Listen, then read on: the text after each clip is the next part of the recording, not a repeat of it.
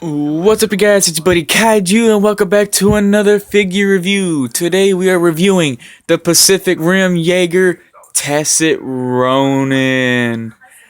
And in this video, I've actually made precautions from the last video where you guys took a tumble off of my review stand and had a text message alert come through.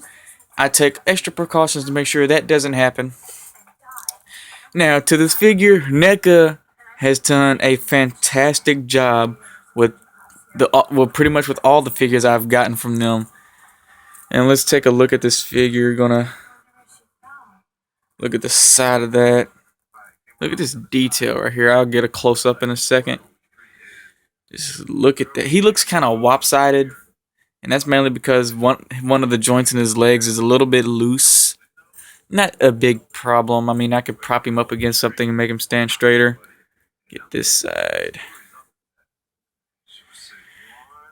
This, in the movie, this here was a Japanese Jaeger.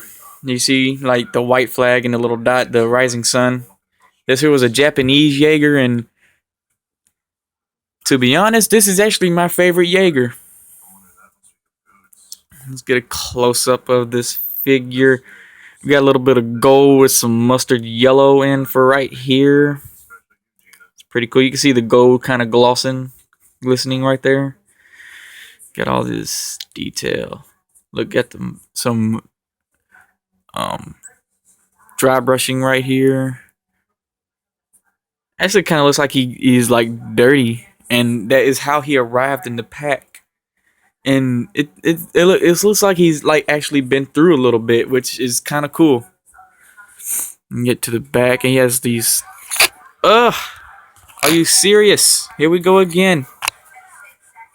Yet again, you guys took a tumble. At least it wasn't backwards like last time. Last time y'all fell off the review stand. This time the little stand that I used fell. Lord help me. You got his spine right here, and this metal, and he's got these tubes right here and these pistons. Got these pistons here, and you got these bolts sculpted in right here, and then you got his feet with that gear.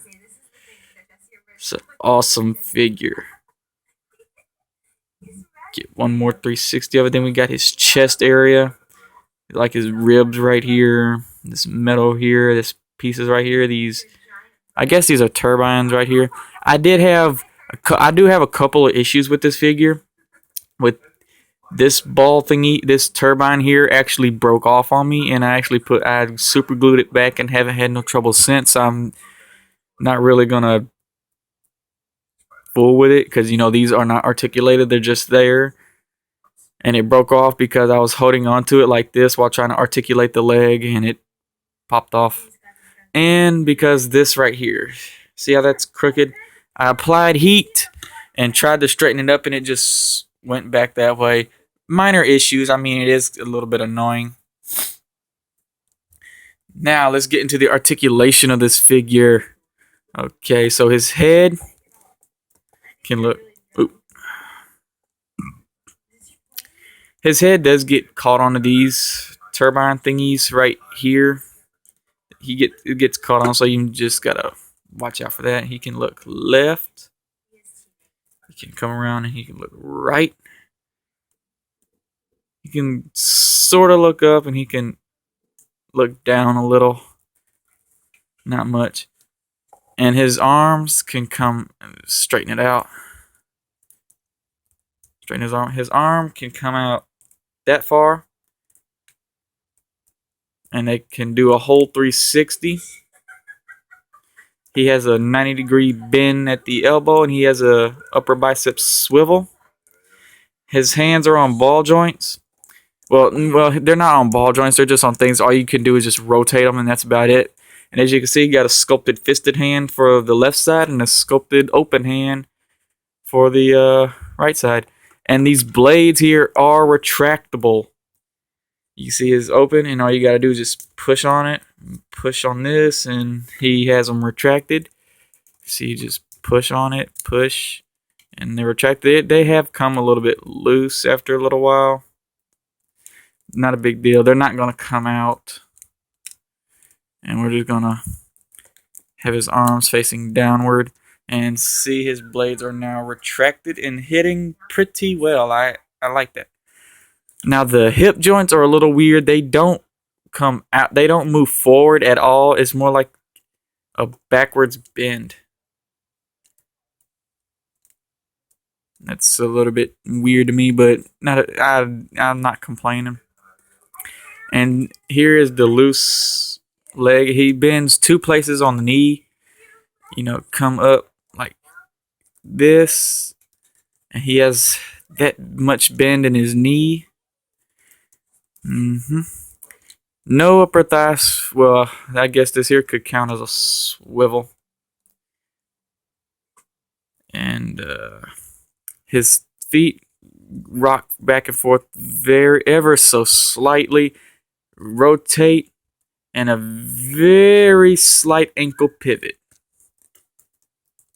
And get him back standing like that. Here is Tacit Ronin side by side with Gypsy Danger, another Jaeger from Pacific Rim. I have already reviewed this figure, awesome figure. And out of the two of these, he is a very awesome figure, but I have to give it to Tacit Ronin for this one. And here he is side by side with 1985 Neca Godzilla, and Tacit Ronin is taller. And here he is side by side with the Neca 1994 Godzilla, and they are just about the same height. Here he is side by side with the 2014 Neca Godzilla figure. Well, guys, this is going to conclude the end of the video. Please like, share, subscribe. And will I say that this figure is a must-get? Yes, I do. This figure here by itself comes at around $20. But as I said in my Gypsy Danger review, I bought these two in a 2-pack deal on BigBadToyStore.com.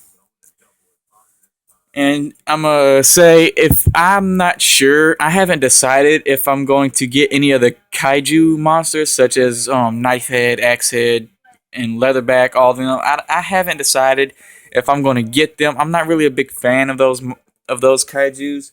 About the only kaiju I am fans of is Godzilla.